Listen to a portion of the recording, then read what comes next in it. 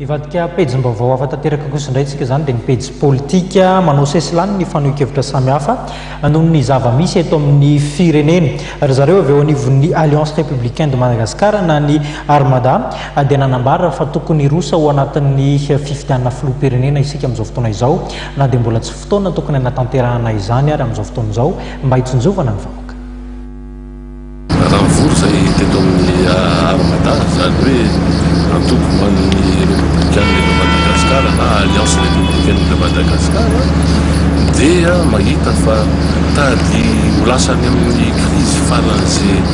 sarotra ary faran'izay alahirana ny eto Madagasikara. Ny anton'izany zavatra any dia tsotra, tsy misy tony ny fitantanana tsara na fitantanana mangarahara, tsisy tsony ny fanaovana ny fifanarahana ny lalàna indrindrindrindra fa ny constitution amin'ireo zavatra hitantsika maro be rehetra rehetra zao. Tsisy ny fiadiana amin'ny kolikoly, tsisy ny fiadiana amin'ireto zavatra fandriam-pahalemana eraky ny tanàna, ary ny ireo mpitondra dia maro amin'izao fotoana izao no ohatran'ny fahitan'ny vahoaka azy manao ny foana